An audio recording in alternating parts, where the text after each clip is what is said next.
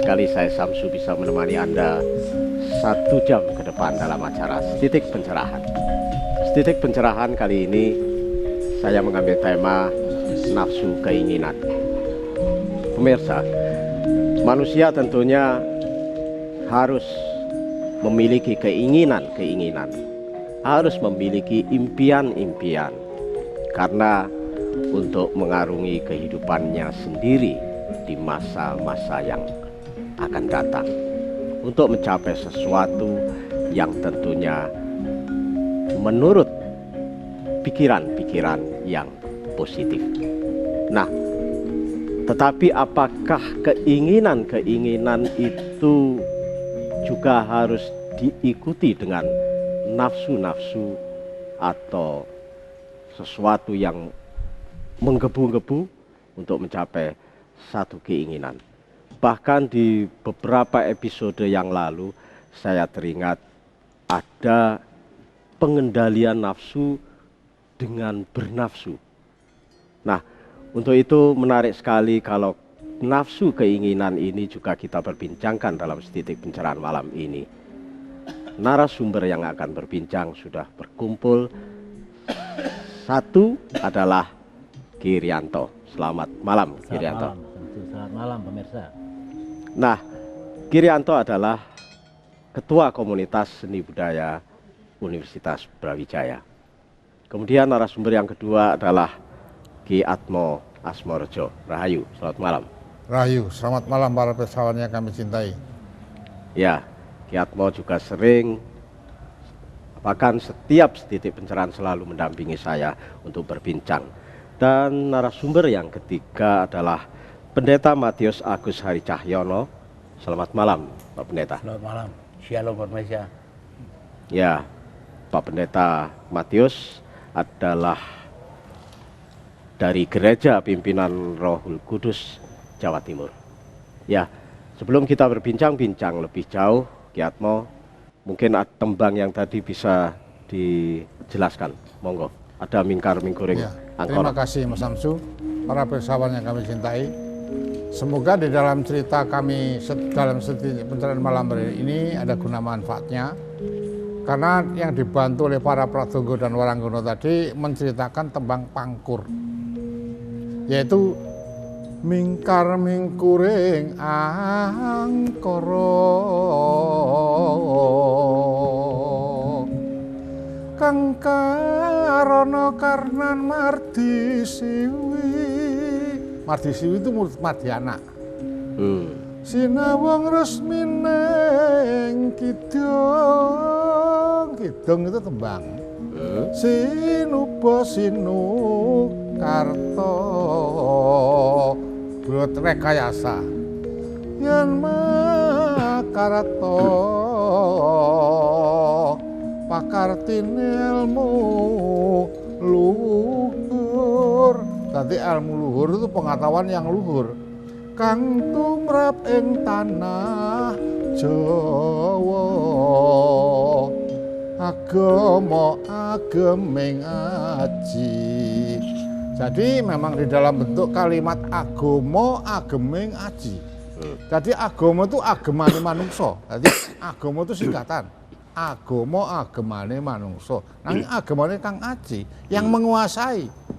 Yang menguasai agama itu Pak Pandita juga menguasai, para kiai juga menguasai, para pastor juga menguasai, para biksu juga menguasai.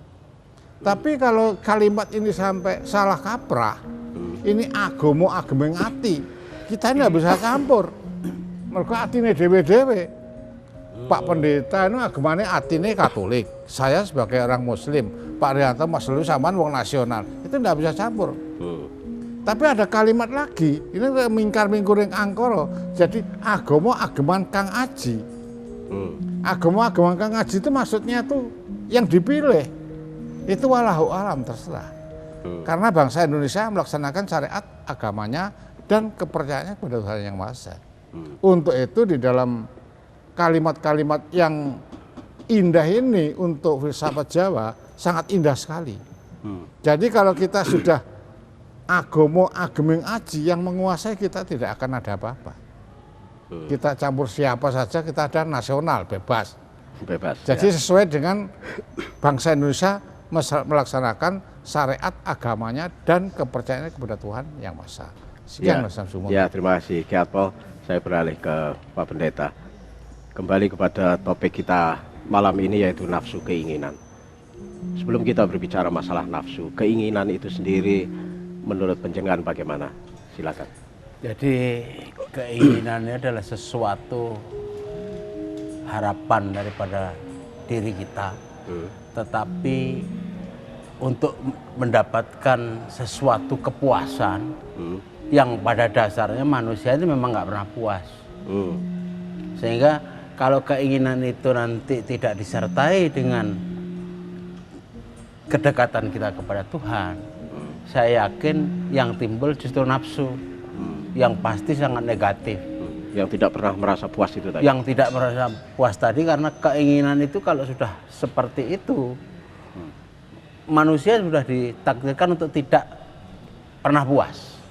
Sehingga dengan segala cara dia akan untuk mencapai sesuatu akan dilakukan. Apapun itu keinginannya. Apapun namanya keinginan. Ya, ya, Ki Rianto, penjenengan menyikapi sebuah keinginan ini bagaimana? Ini ada dua kata, keinginan dan nafsu. Keinginan, nafsu. Kalau dua kata itu dipisahkan, ada keinginan, ada nafsu. Berarti nafsu berdiri sendiri.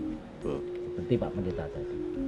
Kalau nafsu dan keinginan dijadikan satu, ini hanya merupakan satu penekanan untuk kehati-hatian kita bahwa ada nafsu yang baik, ada nafsu yang buruk. Ya. Di dalam khasanah budaya Jawa itu manusia itu memiliki nafsu minimal itu ada 3. Yang pertama itu nafsu yang memang nggak ngerti mana benar mana salah, nggak ngerti.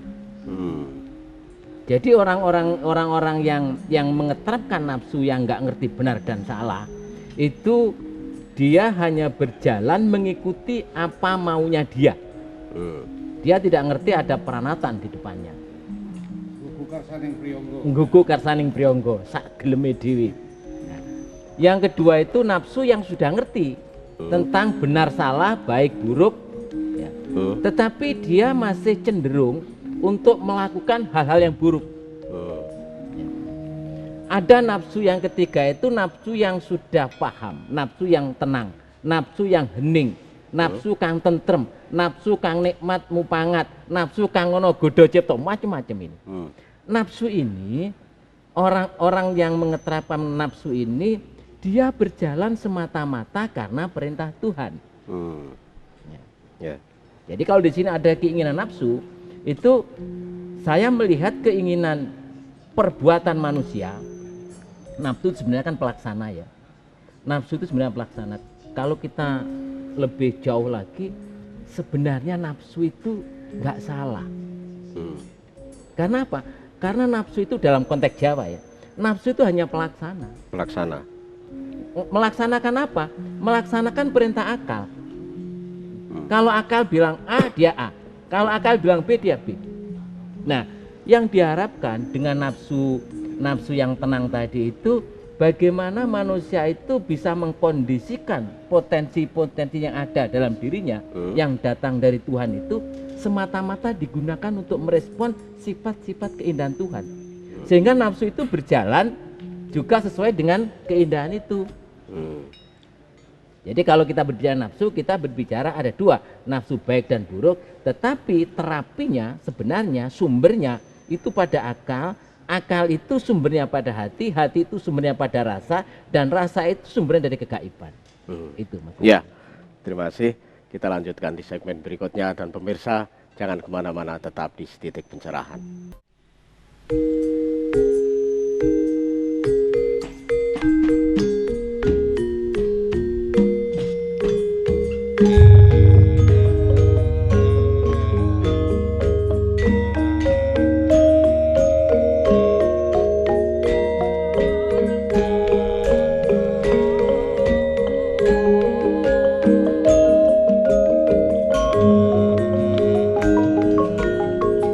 Ya Mas, ya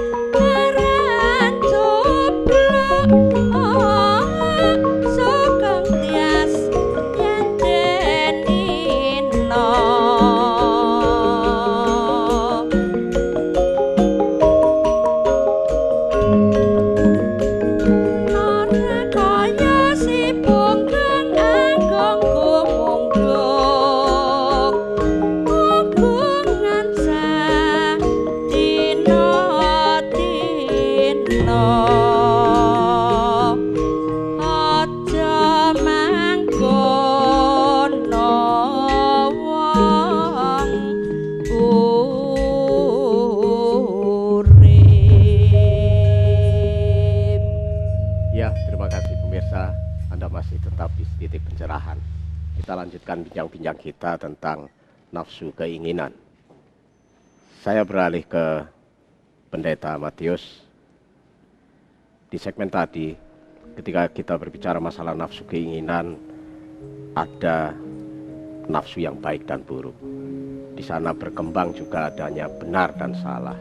Nah, menurut Pak Pendeta, benar dan salah ini letaknya di mana? Benar menurut siapa sebenarnya? Jadi kalau kita berbicara benar dan salah tentang nafsu ini, yang bisa menilai adalah orang lain. Orang lain.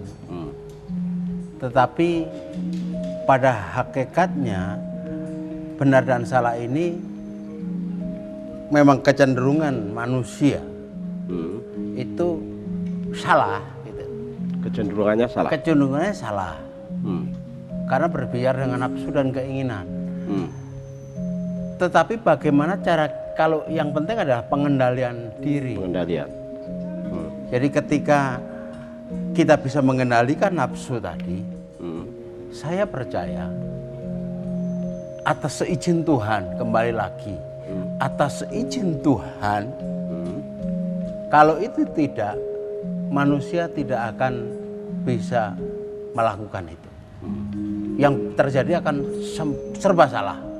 Walaupun sudah dikendalikan. Sudah, meskipun kita mengendalikan diri, kalau kita tidak berserah kepada Tuhan, pasti salah. Karena kecenderungan manusia itu serba salah. Ya. Karena apa? Nafsu ini harus dipuaskan dengan sesuatu yang harus dicapai.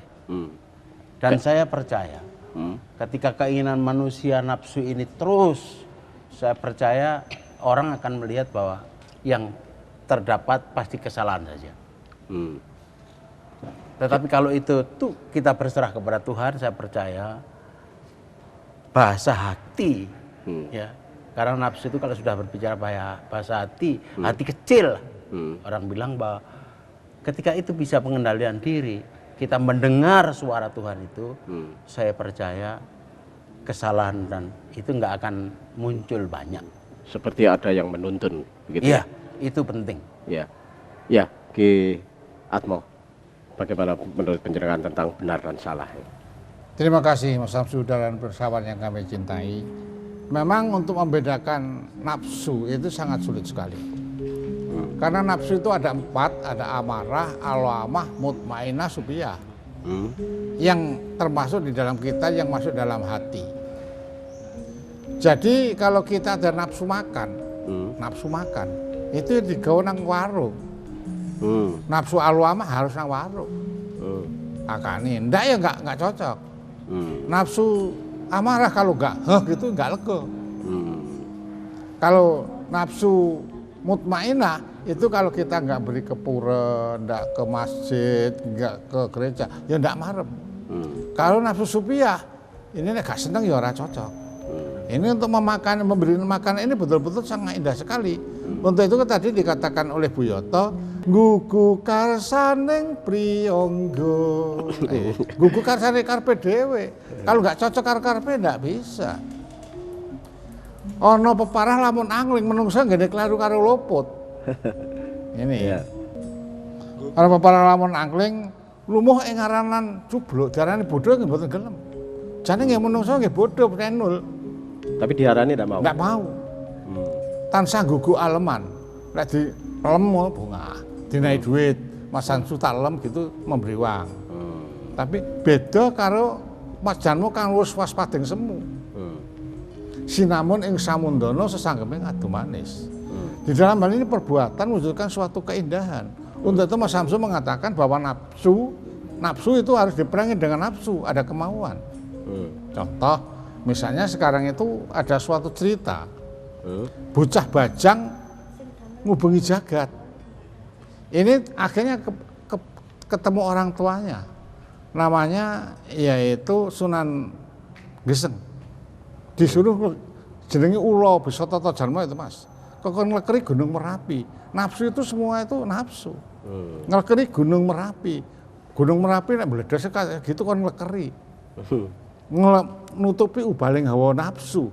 Gunung barang gugu barang sing dumunung.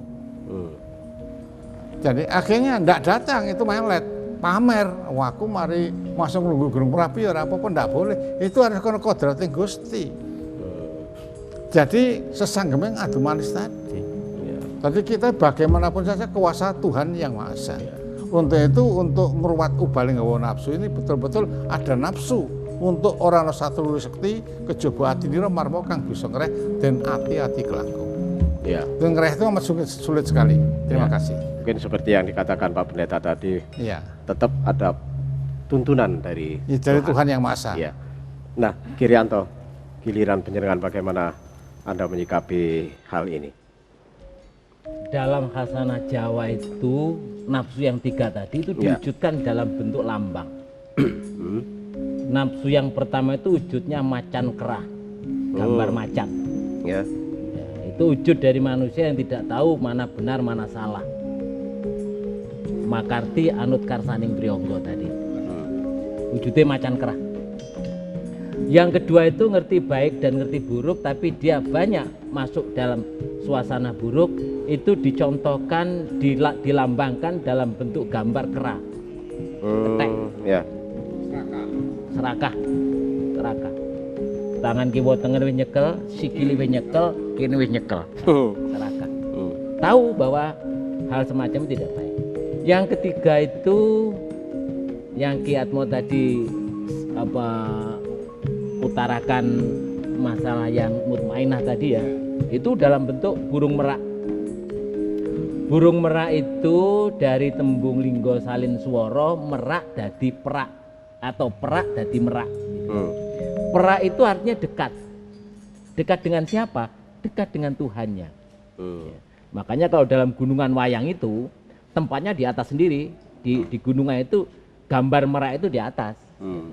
Dan untuk menuju pada burung merak itu, untuk perak, untuk dekat kepada Tuhan, itu di tengah-tengah ada gambar kemamang itu. Wajah raksasa merah. Artinya ojo mamang. Jangan ragu-ragu. Kalau kamu mau dekat dengan Tuhan, maka jangan ragu-ragu. Ikuti perintah Tuhan itu. Terus kaitannya dengan tembang tadi itu sangat menarik, Punyoto tadi itu tentang mudane Sang Prabu Kresna ya. Prabu Kresna itu pada waktu muda nakal. Nakal. Narayana, nakal. Kalau toh dia mau seneng dengan perempuan, itu tembok belakang itu bisa didodol itu karena nakalnya ya. Tapi Prabu Kresna itu berakhir sebagai tokoh istilahnya juru adil. Dia bisa mengadili siapa saja. Makanya di dalam nafsu itu ada istilah munggah medun, fluktuatif. Kadang-kadang orang itu baik nafsunya, kadang-kadang buruk, kadang-kadang baik. Nah, yang diharapkan dalam khasanah Jawa itu pada waktu jadi Narayana, pada waktu jadi anak muda itu, ya anak muda memang semacam itu. Harapannya berakhirnya itu nafsunya nafsu yang tenang tadi.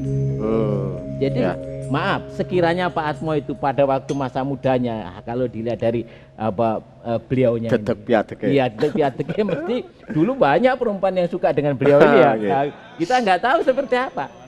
Tapi kan ya kita bersyukur ya pada hari tuanya sekarang bisa berbincang dengan kita berkaitan dengan kebaikan-kebaikan. Nafsu semacam itu. Gunung tadi sudah gugu marang barang yang dumunung. Jadi saya sepakat bahwa meskipun Prabu Kresna itu masa mudanya semacam itu, tapi berakhir dia sebagai juru adil, tahu mana yang benar, mana yang salah, siapa yang harus mati, yang membunuh siapa. Paham semacam itu. Ya, nanti kita lanjutkan di segmen berikutnya. Dan pemirsa jangan kemana-mana, tetap di Titik Pencerahan.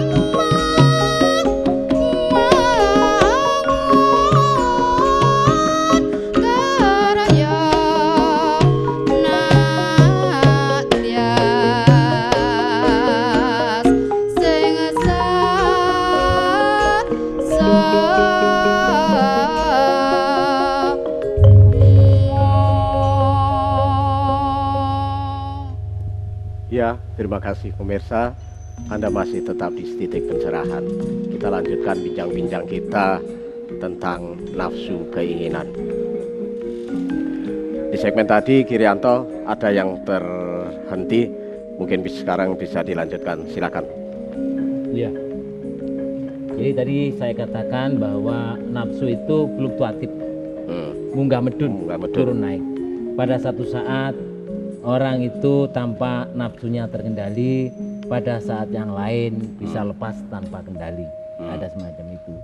Maka di sini yang paling penting itu sebenarnya kita menyadari kehidupan manusia dari kecil sampai dewasa sampai berakhir kehidupan di dunia ini mengendalikan bagaimana nafsu itu bisa secara konstan, maunya seperti itu. Tapi memang kodrat kehidupan itu rupa-rupanya orang harus melalui pengalaman-pengalaman semacam itu. Banyak sekali para tokoh-tokoh agama, bahkan para penyampai agama itu yang memiliki sejarah yang masa lalunya itu sangat menderita, tapi berakhir dengan kemuliaan.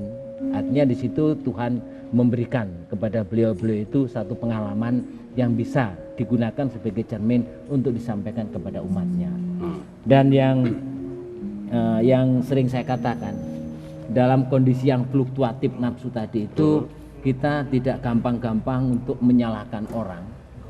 Dalam beberapa tembang disebutkan sebenarnya bener luput olo becik bejolan ciloko iku dudu saka wong liya nanging saka badan priyangga, begitu Ya. Artinya seperti itu. Jadi di situ ditekankan sebenarnya baik dan buruk itu adalah pada kita sendiri, ya, bukan dari orang yang lain. Dan akhir dari kehidupan ini, karena kehidupan ini berlomba, maka akhir dari kehidupan itu sampai finish apa enggak. Banyak orang yang baik sekarang pada masa mudanya, ya. Tetapi dia terpeleset jatuh pada masa tuanya, tidak kurang. Banyak orang yang jelek di masa mudanya, tapi berakhir nun sewu, bukan Kiatmo ya. Tadi hanya sebagai contoh, berakhir dengan kemuliaan yang semacam itu. Harapannya hidup itu berlomba, makanya jangan gampang-gampang kita menyalahkan orang agar kita dalam perlombaan bisa sampai finish. Ada yang menarik di dalam wayang itu, dalam pagelaran wayang itu, Mas Samsu. Ada tokoh di sana itu namanya Samiaji. Samiaji itu satu tokoh juga, dia kalau marah keras juga itu Samiaji itu, Puntadewa itu kalau marah. Tapi marahnya itu oleh dalang itu dirubah Samiaji itu menjadi raksasa, tapi putih, gitu ya, putih. Kalau lain-lainnya, kalau Kresna itu marah itu hitam, tapi Samiaji itu marah tapi jadi putih. Saya memaknai, budaya Jawa memaknai orang itu boleh marah, seolah-olah nafsu angkara yang muncul, seolah-olah. Tapi marahnya Samiaji itu untuk kebaikan. Ya, kalau Kresna itu meskipun untuk kebaikan, tapi berakhir dengan porak-poranda. Tapi kalau Samiaji tidak. Jadi braholo, tapi braholo putih dalam pewayangan. Kita siapa saja boleh marah, boleh mengeluarkan kanepson, mengeluarkan nafsu. Tapi alangkah indahnya apabila marah itu karena di dalam hati kita agar itu menjadi baik. Ya, jadi bernafsu untuk marah itu boleh, tapi nafsu yang wujudnya putih. Karena banyak kebaikan. Untuk kebaikan. Karena banyak orang yang marah, tapi setelah sampai di rumah getun. Dia. Orang menempeleng orang bangga di tengah jalan, tapi sampai di rumah mau tidur menyesal dia. Itu Mas Amri. Ya. Nah, beralih ke Pak Pendeta. Ini tentunya ada hubungannya dengan yang penyelenggara katakan tadi, pengendalian. Nah, menurut penyelenggara bagaimana ketika harus bernafsu seperti itu? Saya tertarik dengan apa yang dikatakan oleh Kirianto tadi tentang marah, tetapi yojo terus-terusan. Salah satu ayat di kitab saya mengatakan ketika kamu marah, jangan sampai itu matahari terbenam. Sehingga ketika marah ini pada hakikatnya dikendalikan seperti itu. Jadi bagaimana kita bisa mengalahkan? Makanya kalau di dalam mengatakan ketika kita mengalahkan orang lain, asal kita belajar bela diri bisa. Bisa. Tetapi mengalahkan nafsu sendiri, terkadang kita tidak bisa. Oleh sebab itu sekali lagi kuncinya adalah mendekatkan diri kepada Tuhan, supaya bagaimana Tuhan saya bisa mengendalikan diriku ini, supaya di dalam nafsu ini tidak lepas kendali. Ya, itu mungkin salah satu cara untuk pengendalian itu tadi. Iya, Ki Atmo, pendapatnya monggo. Terima kasih Mas Samsul.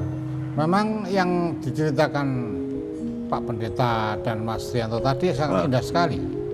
Karena di dalam Sami Aji Puntadewa itu kalau sudah Triwikromo jadi Denowo yang besar tapi putih, jejuluk Begawan Gundo Wijaya.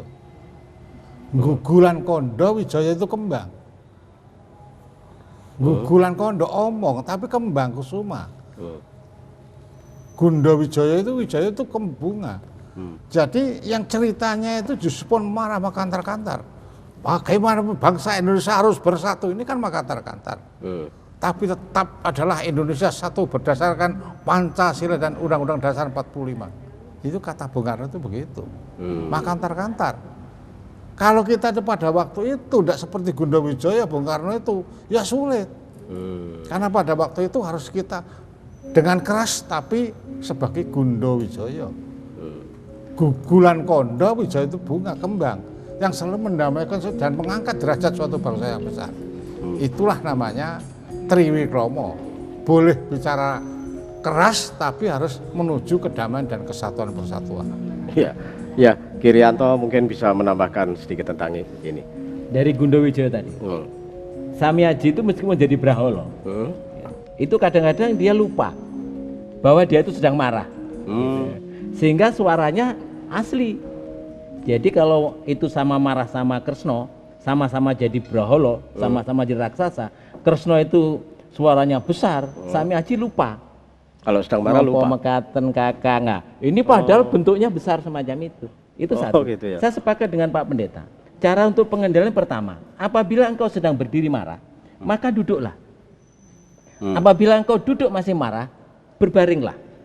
Apabila berbaring kau masih marah, bersihkanlah dirimu, wajahmu, dirimu ini. Nah, disitulah orang-orang menganjurkan kepada kita itu cara pengendalian nafsu marah tadi. Lek ngadeg lungguh, lek lungguh turu, lek turu cucin samu barang. Iya. Nah, itu mungkin sebuah lambang-lambang yang perlu kita terjemahkan lebih dalam, dan pemirsa jangan kemana-mana, tetap di Titik Pencerahan.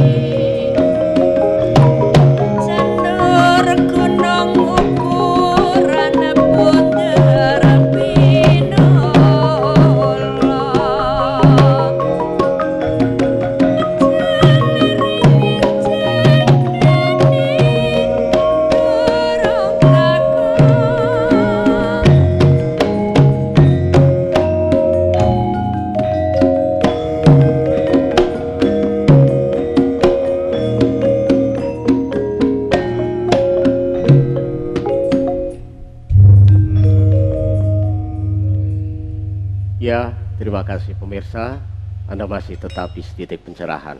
Kita lanjutkan bincang-bincang kita tentang nafsu keinginan. Saya ke Bapak Pendeta Matius.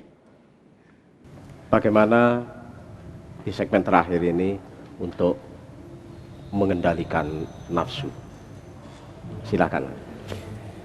Jadi untuk pengendalian nafsu yang berkaitan dengan keinginan, saya sudah hampir 3 kali menyampaikan bahwa nomor 1 adalah berserah diri kepada Tuhan. Berserah diri. Mengheningkan diri, banyak berdoa, dan menyerahkan apa yang menjadi keinginan ini di dalam rancangan Tuhan. Bagaimana kita bisa, kadang-kadang bagaimana kita bisa mengerti rencana Tuhan? Di masing-masing agama, terutama di saya, adalah ada Alkitab, ya, penuntun. Ketika itu yang kita lakukan, saya percaya bahwa nafsu ini bisa kita kendalikan dengan pertolongan Tuhan itu. Tanpa itu nggak mungkin. Jadi ada satu pendekatan diri kepada Tuhan, itu nomor 1. Jadi pada paling tidak ketika kita memahami dengan kitab-kitabnya, ya, masing-masing, ya, kalau kita bisa melihat ke sana, di situ tuntunan jelas kok.